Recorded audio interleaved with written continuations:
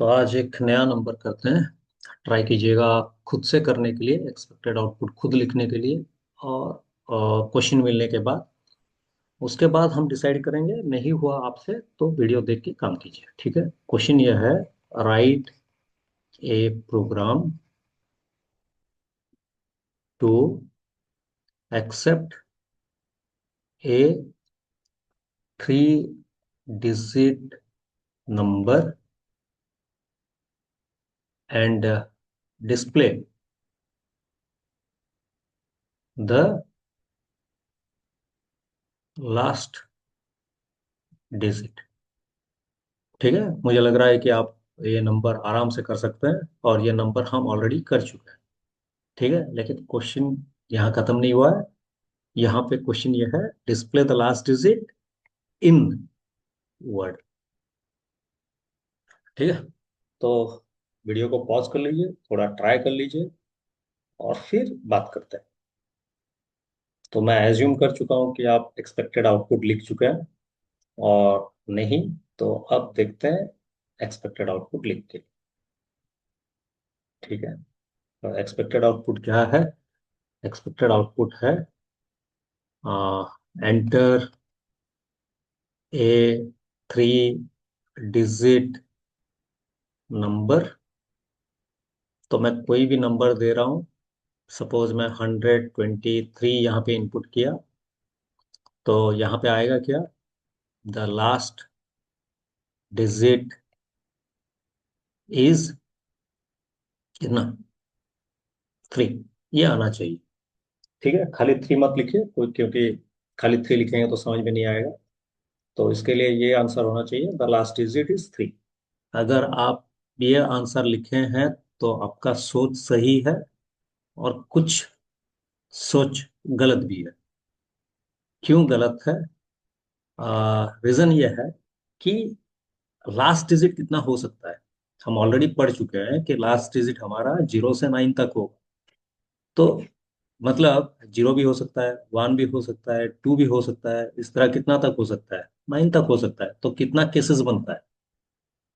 तो हर डिजिट के लिए एक एक केस, तो टोटल केसेस कितना? 10 केसेस बनेगा।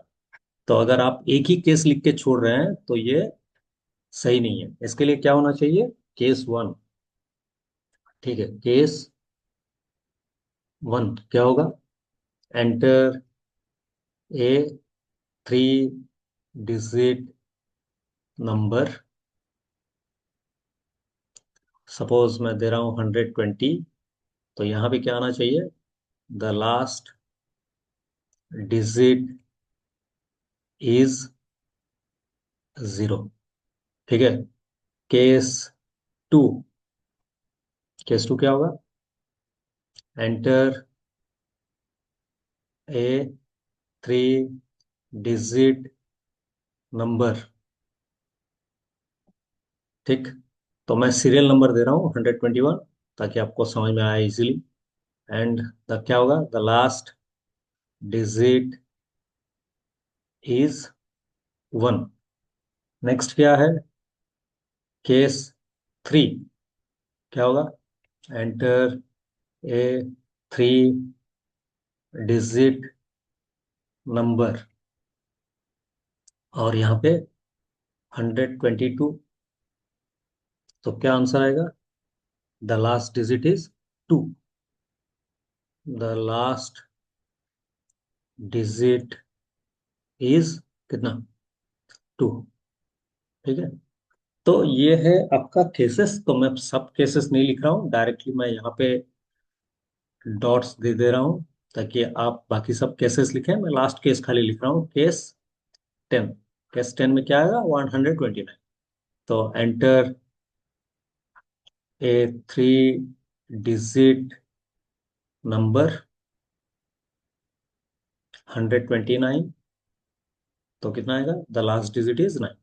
The last digit is 9।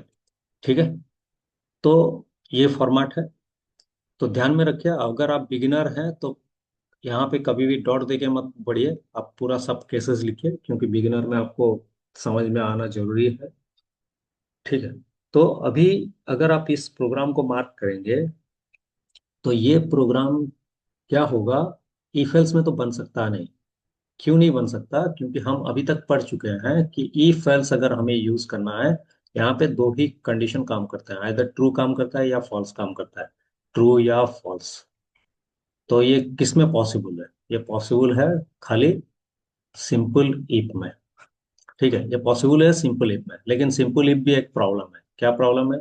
अगर पहला कंडीशन ट्रू हो जाता है, अगर पहला कंडीशन ट्रू होके आंसर निकल जाता है, उसके बाद भी ये बाकी सबको चेक करता है, बाकी सबको एक एक बार चेक करता है, जो कि एक सही तरीका नहीं है। लेकिन पहले हम सिंपल इफ में सॉल्व करके देखते हैं, उसके बाद ट्राई करते हैं नेक्स्ट ऑप्शन हमें क्या आना चाहिए। तो यहाँ पे आएगा आपका मल्टीपल इफ एल्सिफ। ठीक है, या हम इसको बोलते हैं एलसीफ लैडर। तो ये प्रोग्राम एलसीफ लैडर में ही होगा, लेकिन पहले मैं आपको ईप में सॉल्व करके दिखा रहा हूँ। ठीक है, तो ट्राई करते हैं। हैश इंक्लूड stdio.h void में कर्ली ब्रैकेट स्टार्ट। तो यहाँ पे क्या आएगा? एक ही नंबर चाहिए, इंट n। ठीक है, और यहाँ पे मैं एक नंबर इनपुट कर रहा हूँ, print F, enter a 3 digit number, scanf, %d %n।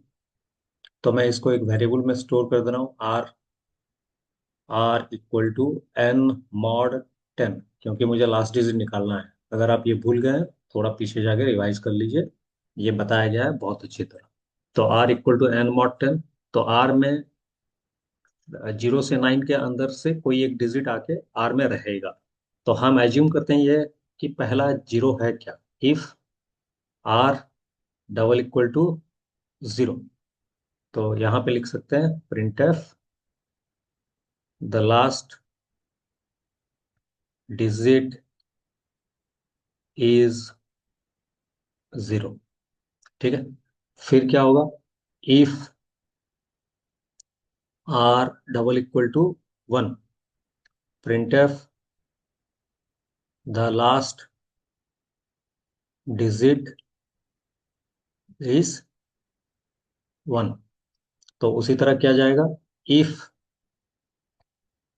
r=2, print F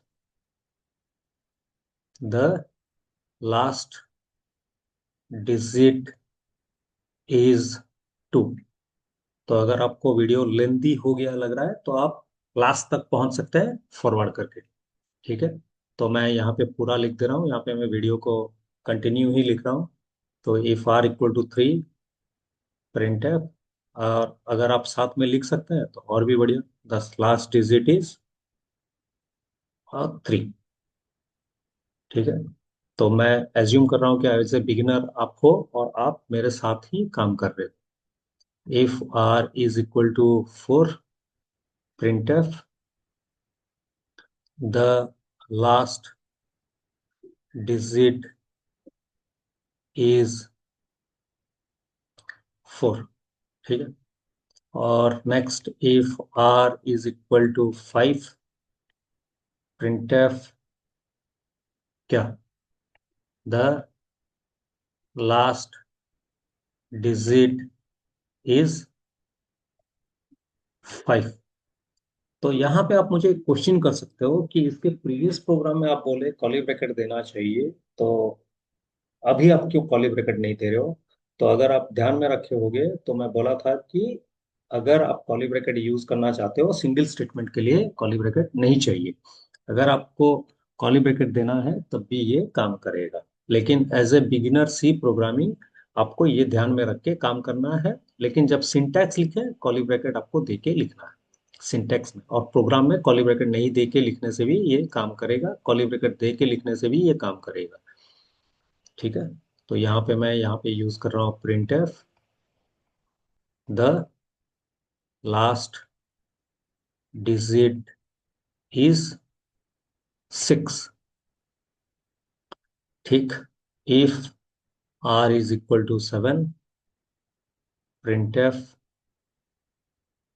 the last digit is 7। तो यहाँ पे आते हैं, if r is equal to 8, printf the last digit is 8. If r is equal to 9, printf the last digit is 9। ठीक है। फिर curly bracket आएगा किसके लिए? मेन का क्लोजिंग के लिए। तो होप आपको ये समझ में आ चुका है कि प्रोग्राम को कैसे लिखना था लास्ट डिजिट निकालने के लिए। ठीक है। मैं सेम प्रोग्राम को अभी रन करके दिखा रहा हूँ। तो ऑनलाइन सी कंपाइलर पे चलते हैं, इसको ओपन करते हैं, साइड बाय साइड प्लेस कर देते हैं और फिर प्रोग्राम लिखना चालू करते हैं। ठीक है। और इसको हटा देते हैं। तो हैश इंक्लूड stdio.h void में कर्ली ब्रैकेट, तो int n comma r, printf enter a 3 digit number, scanf %d comma ampersand n semicolon, फिर r equal to n mod 10, और यहाँ पे if r double equal to 0, comparison कर रहे हैं, printf last digit is 0। ठीक है। तो मैं इसको, फैसिलिटी है कॉपी पेस्ट का, तो मैं इसको कॉपी पेस्ट कर दे रहा हूँ। ठीक है ना। Control C, control V, control V, control V, पहले यहाँ तक आते हैं। ये हो गया आपका 1। तो हर डिजिट के साथ हमें कंपेयर करना होगा। फिर ये हो गया आपका 2, अगर R2 होगा तो इसके लिए हमें इसको लिखेंगे क्या, 2। और यहाँ पे हम इसको करेंगे 3, तो लास्ट डिजिट इज 3। तो फिर है हमारे पास कॉपी पेस्ट, 4, 5, 6, 7। तो आते हैं 4, 5, 6, 7 के पास। 4, तो क्या आएगा, मैं द लास्ट डिजिट लिखा हूँ कि last digit, the last digit लिखा हूँ, तो मैं क्या कर रहा हूँ, सब में द लास्ट डिजिट इज कर दे रहा हूँ। द लास्ट डिजिट इज,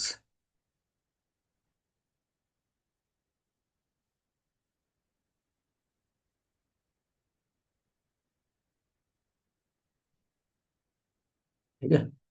तो थोड़ा सा टाइम ले रहा है क्योंकि आपके पास वीडियो का ऑप्शन है, आप फॉरवर्ड कभी भी कर सकते हैं, रिवाइंड कभी भी कर सकते हैं, स्लो कभी भी जा सकते हैं, स्पीड कभी भी जा सकते हैं। तो चॉइस आपका है। तो द लास्ट डिजिट इज 4 हुआ। अब हमें क्या करना है, 5 करना है, और यहाँ पे मेंशन करना है द लास्ट डिजिट इज कितना, 5। और यहाँ पे है हमारा 6, तो यहाँ मेंशन होगा द लास्ट डिजिट इज 6। और एक होगा 7, तो मैं पहले 7 कर दे रहा हूँ और यहाँ पे आके 7 कर रहा हूँ, यहाँ पे चेंज कर रहा हूँ, द लास्ट डिजिट इज 7। तो यहाँ पे डायरेक्टली मैं टाइप कर रहा हूँ क्या, if r is equal to 8, printf the last digit is 8 if r is equal to 9 तो हम कर सकते हैं क्या, printf